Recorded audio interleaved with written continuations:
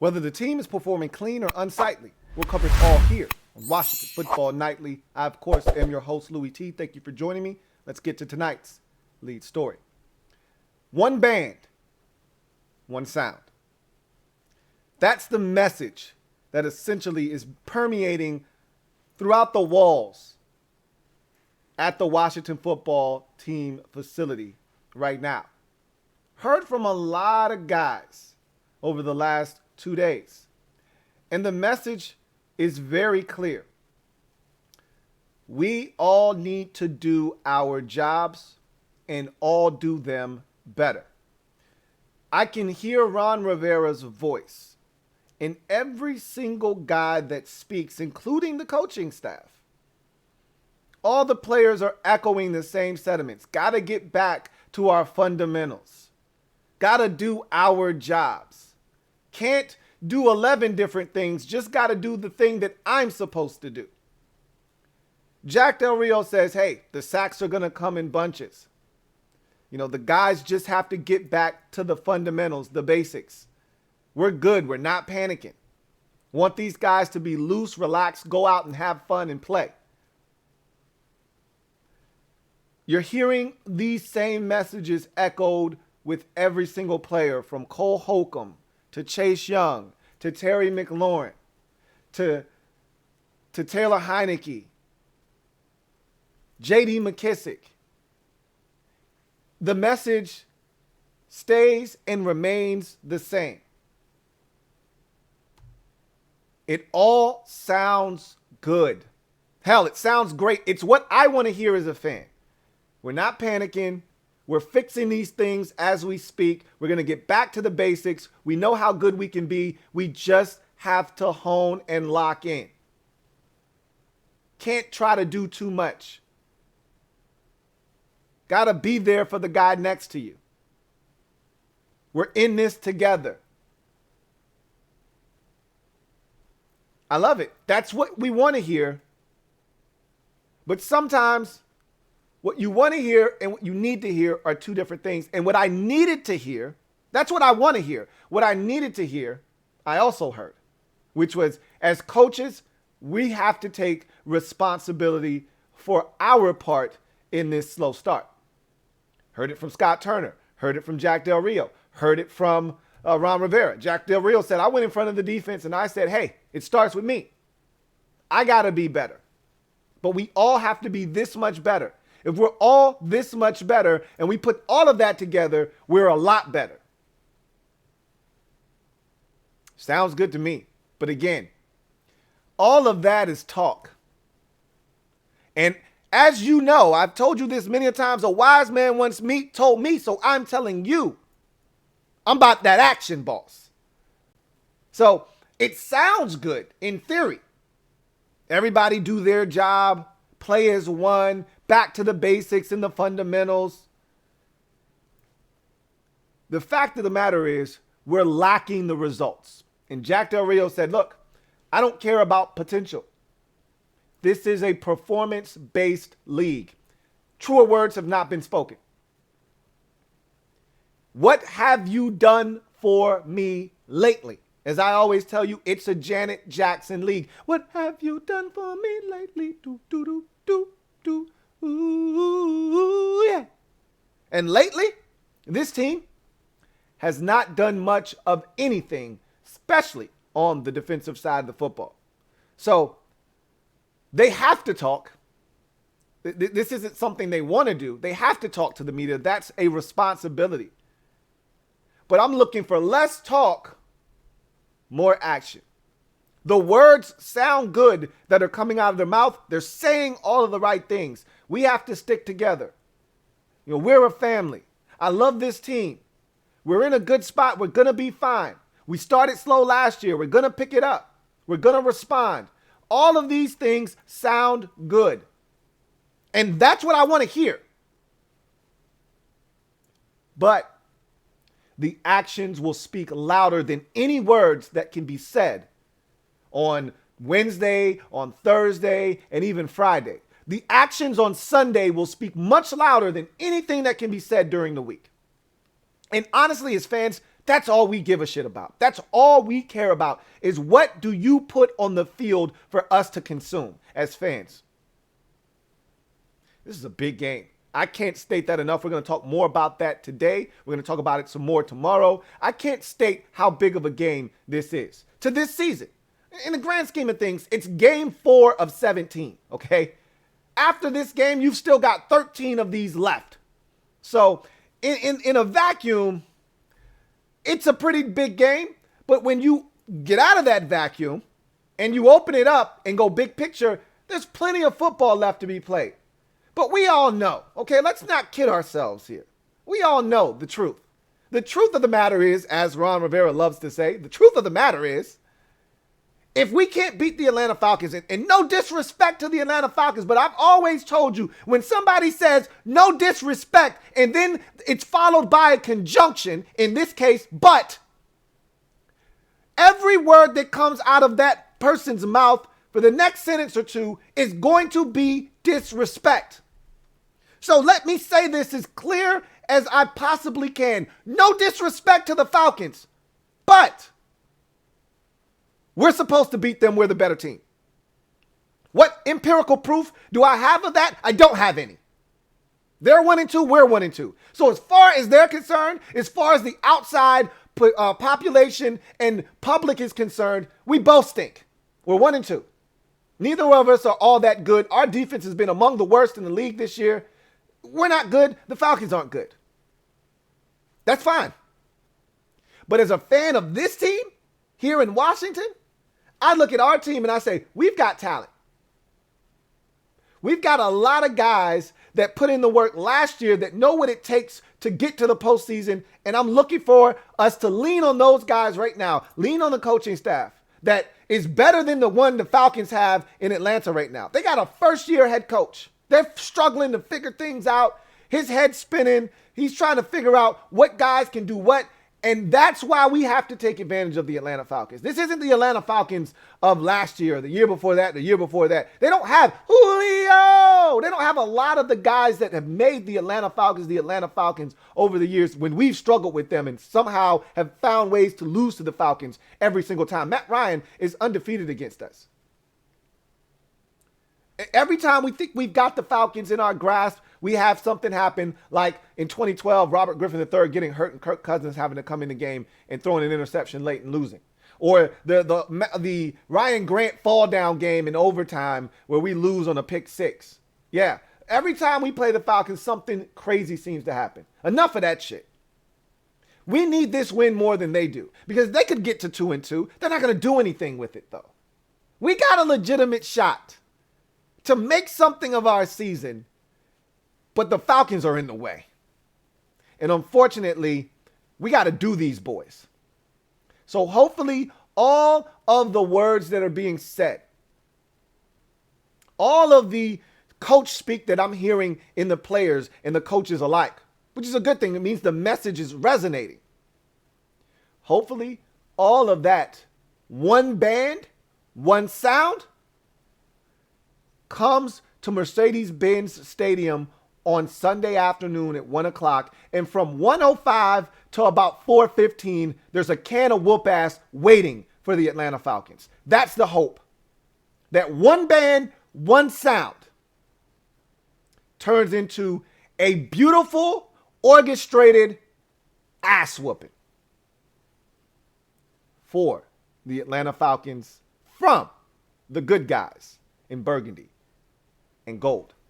Let's get to in other news where, as I just mentioned, man, we heard from just about everybody on the roster over the last 2 days. Eric Flowers spoke. Terry McLaurin spoke. Taylor Heineke spoke. Chase Young spoke. J.D. McKissick spoke. Obviously, you get a coach speak from Ron Rivera, Scott Turner, and Jack Del Rio. I can tell you this.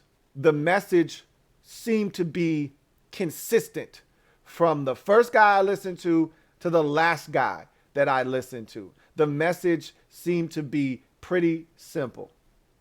We got to trust our assignment, our keys. We got to trust the guy next to us. We got to stick together as a team. We got to see how we can persevere, how mentally tough are we? We got to get back to the basics. We got to get back to the fundamentals. We got to play as a unit. Can't do 11 different things. Got to do our job individually, and we'll be just fine.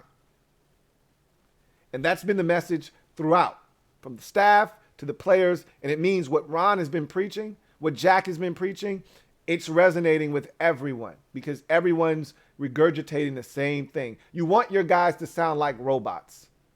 Hey, I heard that guy say the same thing that this guy is saying, and it's the same thing that the head coach has been saying. That means what the coach is saying is resonating. Now, as I mentioned at the top of the show, got to get all of that to come together on the field and actually turn into production for this football team on the scoreboard and in the win column. That's what's important. You know, these guys are hungry. They're starving for victories. You know, I've heard everything under the sun about this team from they don't want it that bad. You know, guys want, you know, fame and their numbers more than they want to help the team. I've heard everything crazy that you can hear in a 3-week span, essentially, about a team that's young and only in year 2 of a rebuild. And a lot of people don't want to acknowledge that this is a rebuild. Ron tore this thing down when he first got here, got rid of Bruce Allen, tore this roster down, got rid of a lot of guys that were way too comfortable being here, infused this roster with a bunch of guys that we weren't sure about, got rid of some of the dead weight, trimmed off some fat of old players that have been here that were getting a little long in the tooth. And now we're one of the youngest teams in football. And we look like it. When you're a young team, you're susceptible to mistakes. You're susceptible to letdowns. You're susceptible to not being consistent because that's what young teams do. They're inconsistent or they're consistently inconsistent. So it can be maddening when you're a fan. I told you, the reason I have so much patience, every single one of my teams has just gone through this process. The Atlanta Braves, we were the baby Braves 3 years ago. Nobody expected us to show up to the party. We weren't supposed to be getting to the party until this year. Well, we showed up and crashed the party 3 years ago, and we haven't let up since. We've won the division every year, and we're one game away from winning the division yet again, okay? But we were a young team. We got our asses whooped 4 years ago. Everybody left us for dead. We retooled. We became a young ball club, and look where we are now. The Memphis Grizzlies. I'm a Memphis Grizzlies fan. Same thing. Nobody expected us to be in the postseason this year. Nobody expected us to be in the play-in game last year in the bubble. We showed up early because we're a young team. We're one of the youngest teams in the NBA. A lot of growing pains, a lot of bad basketball, a lot of nights where you go, what in the hell was that? Too many turnovers, too many careless decisions and plays made. One night you look like a great team and you're playing against some of the best in the league and you're holding your own. The next night you're losing to a bottom feeder team and you're asking yourself, what in the hell just happened? What just happened is a young team being inconsistent because that's what young teams do. But we found our way to the playoffs a year earlier than anybody thought. We weren't supposed to be in the bubble competing for a playoff spot. We were supposed to be in the play-in game this year. Well, we got in the play-in game for the second consecutive year, and we actually made the postseason. And we had to go on the road and win. We had to win twice. Or we had to win one game on the road against Golden State. Nobody thought we were going to do that, and we did. Now, here's the Washington football team. Young, hungry, and dangerous as ever, but just as inconsistent as the day is long. It doesn't change. The narrative remains the same. When you're young, you're inconsistent, and you're prone to making mistakes. And we saw it last year. We had games that we should have won, just like we should have won in week 1 against the Chargers. J.D. McKissick said, well, first things first, we should be 2-1 right now. No shit, J.D. He's not lying, and we all feel that way. But guess what? We're not 2-1. We're 1-2. Why? Because we're a young team, and we're inconsistent, and we make mistakes. That's what young teams do. The veteran teams find ways to avoid those mistakes and win those close ball games. The teams that have enough get those games, and the teams that don't, or the teams that lack that experience to find ways to win those games, they lose those games. That's why we're 1-2 right now. We're trying to find that consistency. We're trying to find our handle on those games that are a little slippery. Right now, we don't have that grip that we need to hold on to those games that are right there for us to take. There's going to be a lot of one-score games with this football team. I told you before the season starts, don't expect a bunch of blowouts. We're not that team. And you can see right now, until the defense picks it up, we're going to have to outscore teams because the defense isn't getting enough stops and they're not generating any turnovers.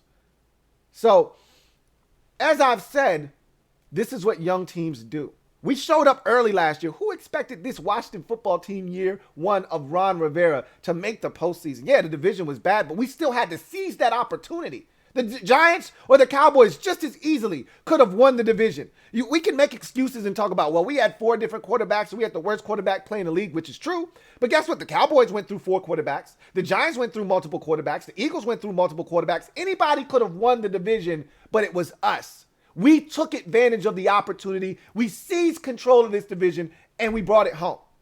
We didn't wait for anybody to do anything. We went and got it. But it wasn't easy. And there were a lot of growing pains last year. A lot of games, both Giants games, easily could have been won. We lost them. The Lions game, that was as painful a defeat as we had the entire season. We had a lot of games that were there for the taking, and we simply didn't get it done because that's what young teams do. We've already seen that rear its ugly head this year. Young team, opportunity in front of us, we blow it in week 1 versus the Chargers. But then we turn around and we get it done against the Giants in week 2 in a similar situation. Tried to blow that one too. If not for the Giants making more mistakes than us, we would have blown that opportunity and we'd be sitting here at 0-3 talking about how the sky is falling and how we need to find a way to get a quarterback because we don't have that guy on the roster. But instead, we're 1-2. We got a fighting chance and we got a team in front of us. And this is going to be a really important week to find out one really big thing. And it's a week-to-week league, so this whole equation changes from week to week. But more times than not, you want to find yourself on the left side of this equation. Okay? Are you predator? Or are you prey? You want to be the predator. You want to be the one doing the hunting and the eating. Okay. Are we food or are we out looking for food? This is huge because both of these teams probably look like food to the rest of the league. Okay. But both of these teams probably look like food. If we're on the schedule, they say, hey, we need to eat and eat well this week.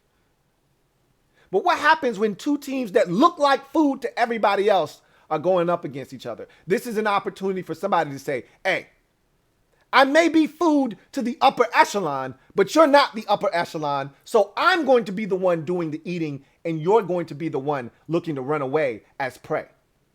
Somebody's got to step up and be the predator and somebody's going to have to fall down and lay down and be the prey. Is it going to be us or is it going to be them? That remains to be seen. We'll take our first look at the Atlanta Falcons today. But before we do that, I want to take a look at the injury report for week number 4 for both teams. So let's do that right now. So we turn our attention to what we have in front of us. And I'm going to tell you right now, I'm not encouraged by Thursday's developments from this standpoint. We knew Charles Leno and Brandon Sheriff were both going to be able to perform this week. They were both essentially non-injury related, even though Sheriff is listed as a chest. We were told by multiple sources that him and Charles Leno Jr. were both being given the day off essentially on Wednesday and that they'd be back on Thursday, and they were both full participants today. I'm not worried about that. The offensive line has been the best unit this team has had all season long, the most consistent by far and away. So I'm glad to hear that they'll remain intact going into week number 4.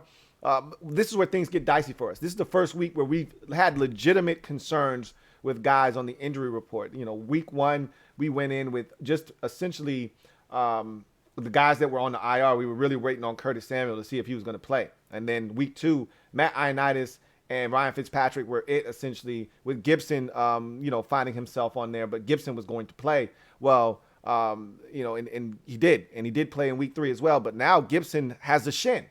You know, it was his shoulder initially. Now it's his shin.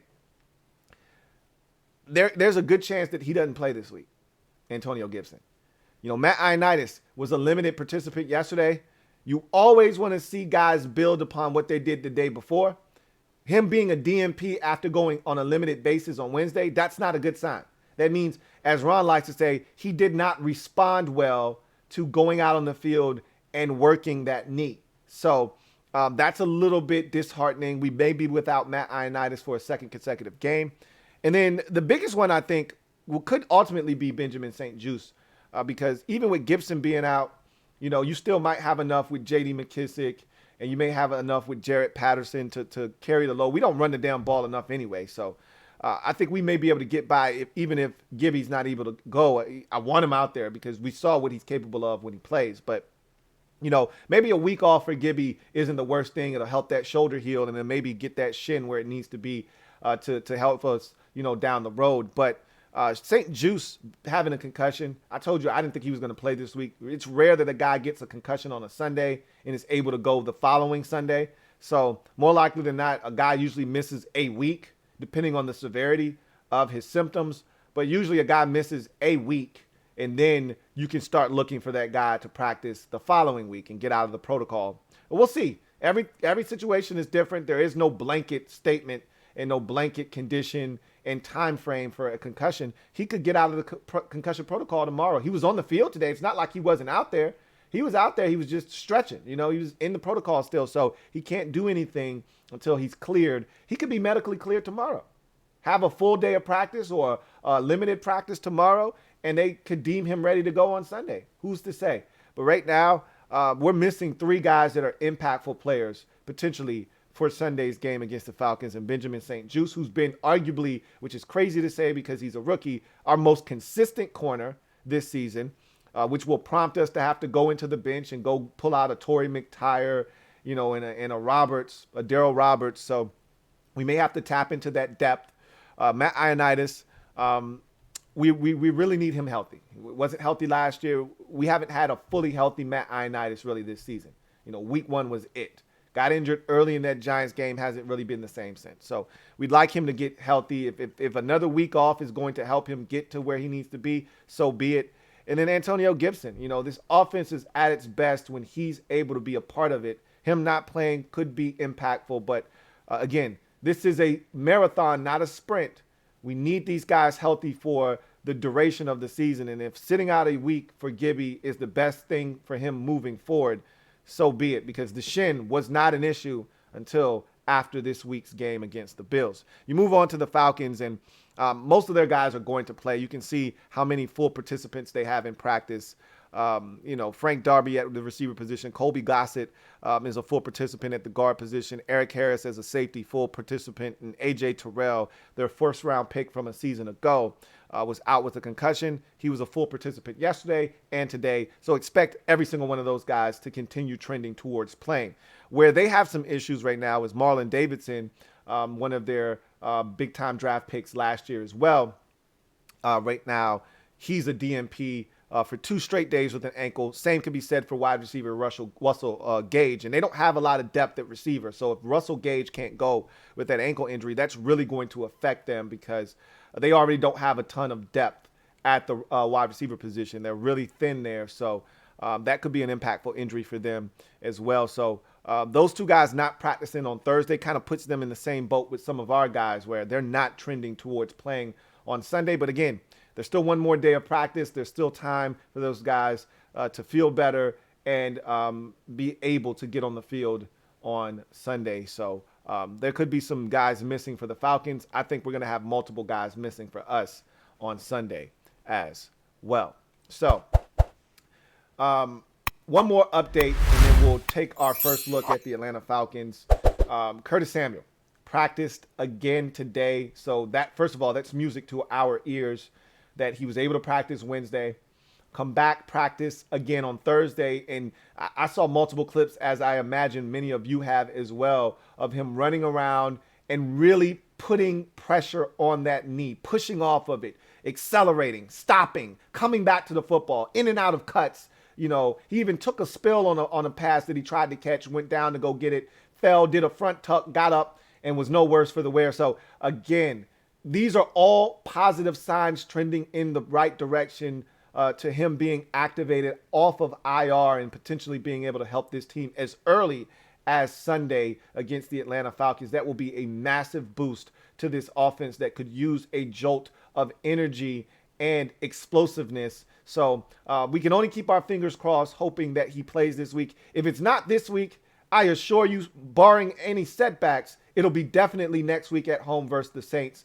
I'm crossing my fingers, and I'm hoping that he continues to trend. If you listen to Scott Turner, Ron has been very reserved, as he should, because you don't want to make any assumptions about a guy, because we've been down this road before. But when you listen to Scott Turner, he's a little bit more excited, and he sounds like a guy that feels like Curtis Samuel is trending towards playing. I told you what they did last year, and remember what they did last year with Cole Holcomb in particular was Cole Holcomb continued to practice. He continued to participate all week. He was not listed on the injury report because you don't have to list a guy on the injury report that's on IR. So he continued to practice all week, and they did not activate him until Saturday. Hopefully that's what they do with Curtis Samuel. We'll get a bit of great news over the weekend, and he'll be ready to go on Sunday. That is the hope. We'll see if that continues tomorrow. We've stacked 2 practices, good ones at that, on top of each other. The next course of action is, can we make it a full week of practice? That's what he looks to do tomorrow. If that is in fact the case, now we're trending in the right direction, and we've got a legitimate shot of seeing Curtis Samuel don the number 10 for the Burgundy and Gold for the first time since signing that contract in the offseason. So that's some great news, but as Washington fans know, you don't ever want to count any of your chickens before they hatch. We've been down this road with Curtis Samuel before, so let's just let this process play itself out and see what happens. So with that said, let's take our first look at the Atlanta Falcons, pop the top on this football game, and start to get really comfortable with what we're dealing with here. And I want to read a comment that I got from Darnell McGruder. So Darnell left this comment down in the comment section of one of the Washington Football Nightly videos this week, responding to someone else's comment. And let's start with Chasing Dreams Production comment, because that's where it all started. Chasing Dreams Productions Mike wrote, "Season is far from over, as you said, Louie, but if we give up 30 to Atlanta, then my optimism wanes."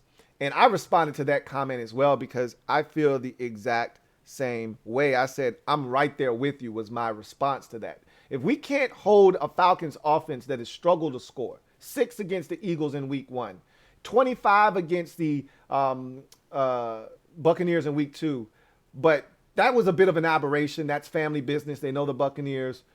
They went back to their, struggling offensive ways in week 3 against the Giants, who we were able to put up points on. They weren't able to put up points on the Giants, however, as they only scored 17 in that game. And again, that was a 7-6 game heading into the fourth quarter.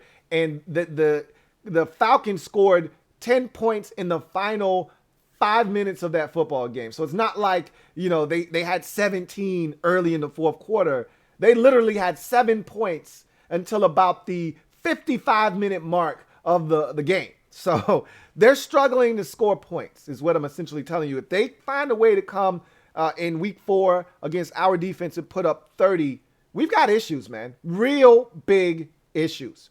And so Darnell Magruder responded to Chasing Dreams Productions Mike comment about, the season really being in peril and his optimism waning if we give up 30 to Atlanta. And he says, not going to give up 30 to the Falcons. Okay.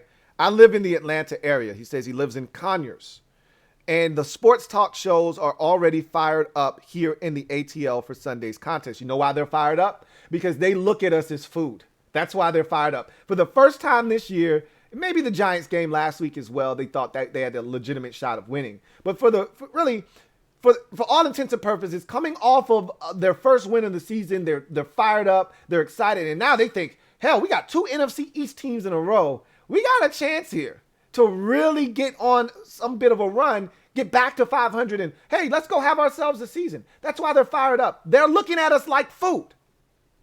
He says, Washington football team has to establish the run early and take the fight out of the Dirty Birds. The defense has to harass Matty Ice, early and often, which is facts, which we haven't done this season to any of our opponents to this point. He says the Falcons have weapons, and rookie tight end Kyle Pitts has yet to have an impact. That scares the shit out of me because at some point he's going to go ape shit. And what better team to do it against than us, who have trouble stopping the tight end? We still have issues guarding tight ends. Dawson Knox had a touchdown grab last week for the Buffalo Bills. We have tight end problems, always have, and it seems like we always will. He hasn't gotten off to a fast start, but I know he has to be licking his chops this week. Has to be licking his chops this week because we give it up to the tight end routinely. He says, Kyle Pitts is yet to have an impact. Look for the Falcons to target him and Calvin Ridley, a dynamic wideout who is dangerous. Again, Calvin Ridley being the number one wide receiver this year. I think he's getting off to somewhat of a slow start because there's no Julio on the other side. But he showed last year that he was fully capable when Julio was out of the lineup of shouldering the burden of being the number one guy. If he's going to eat, this seems like a very good week for him to try and go eat. Everybody else's number one has been doing a fantastic job of eating against us. And hell, if you're able to work the slot, that seems to be where we struggle the most. If you're able to work the slot, which Calvin Ridley is able to, that's when teams have seemed to be having their most success against us. Put a guy in the slot and let him work that way or over the middle of the football field. We've struggled over the middle of the football field. Really, we've struggled everywhere, but specifically over the middle of the football field, which is why Kyle Pitts scares me and Calvin Ridley scares me because both of those guys are capable of working over the middle of the football field. He says, Cordero Patterson has been the offensive standout so far on kick returns, handoffs. He can get loose out of the backfield. I told you guys that he has been their best player offensively to start this season, which is crazy because everybody looks at Cordero Patterson as just a kickoff specialist, but I thought the Bears didn't utilize him enough as a weapon out of the backfield, as a guy you can hand it to, as a guy you can throw it to. He's been phenomenal for the Atlanta Falcons to start this season. One of the guys that have probably been the most consistent for them. If we're not careful, he can hurt us as well. So I think that's a very astute point made there by Darnell, noticing that Cordero Patterson has been outstanding to start this season. He says, and if he can get loose out of the backfield, Matt Ryan is basically an immobile quarterback.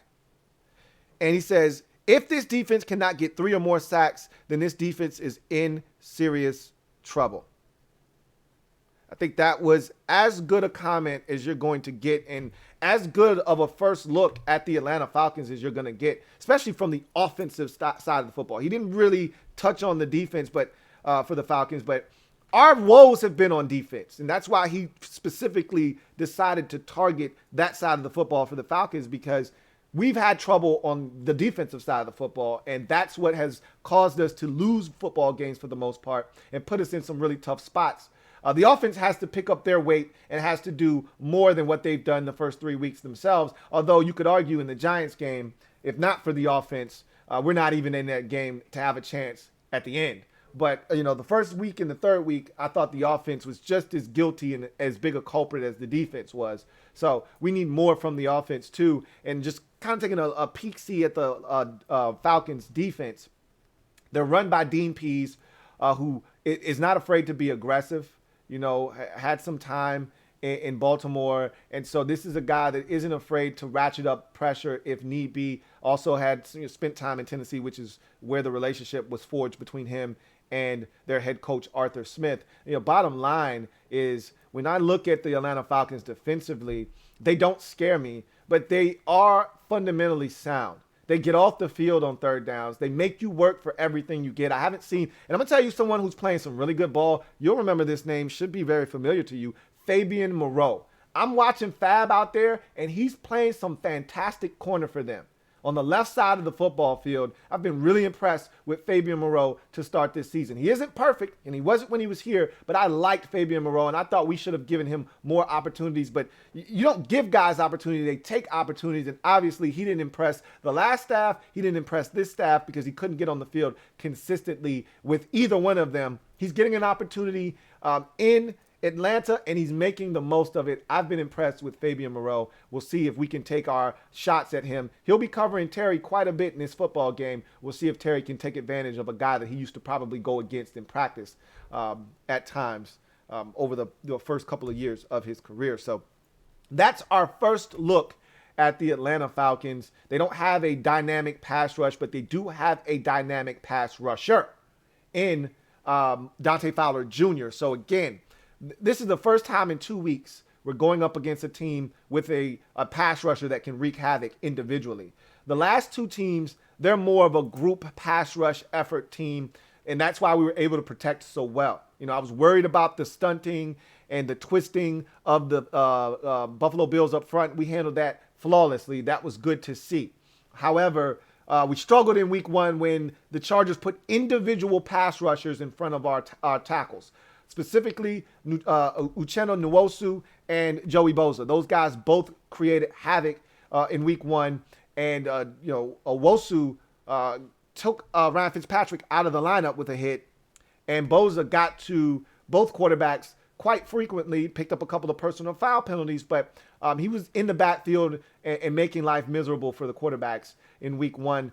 We haven't seen a pass rusher of that kind of ilk since week 1. We're going to see a guy that is able to get to the quarterback by himself in Dante Fowler Jr. Had a strip sack, forced fumble last week against the Giants.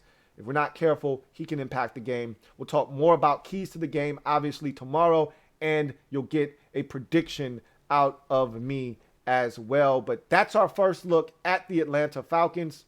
I look forward to this contest. Man, we need it in the worst way right after a long day. So that's going to do it for me, your man Louie T, here on another installment of Washington Football Nightly. I really enjoy you guys holding it down and continuing to support. Let me say this real quick. If you are a member of Patreon, I apologize for the defensive film upload. I don't know what happened. I don't know how that happened, but only 11 minutes of what was a 48-minute video uploaded. For some reason, it came out as 11 minutes. I've rectified that problem. I know 7 of you or so had watched the film previously. Trust me, I made a lot of comments on the live video last night about things I talked about in the film breakdown, and you're probably saying to yourself, I didn't see any of that. That's because the whole video didn't upload for whatever reason. I've rectified that problem. The new video is up. So if you're a Patreon member, you want to watch that defensive film and see all of the things that I was talking about, breaking down things intricately and giving you that detail that you're looking for, go watch the 48-minute video of the defense. It's there up for your consumption. Check it out, and you'll get a better feel for some of the mistakes being made, some of the good things that are being done, but some of the mistakes that are being made as well, and some of the things that we need to clean up. So that's going to do it for me, your man Louie T. I thank you guys for joining me. Look forward to chopping it up with you guys again tomorrow. For some of you tonight, we got Jags and Bengals. For some of you tomorrow on the podcast, and for the rest of you back here for Washington Football Nightly to put a cap on week number 4's coverage and give you a preview and prediction for the Falcons game. Keys to the game, prediction for the game as well. I'll see you guys then. Remember, I am a Washington fan, etched in burgundy and gold. My Washington spirit will never die. Washington spirit will never fold. Until we meet again, hail to our beloved Washington football team. Make sure you do me a huge solid if you haven't already done so. If you enjoy this content, hit the subscribe button for more of it. Turn on that notification bell so you don't miss a thing. And also hit the like button as it helps this channel grow exponentially. Until next time, I'm your man Louie T signing off. Have a good one. Here comes the diesel. Here comes the diesel. There's the snap, hand to Riggins. Good hold. He's got the first down to the 40. He's gone. The 35, the 30, the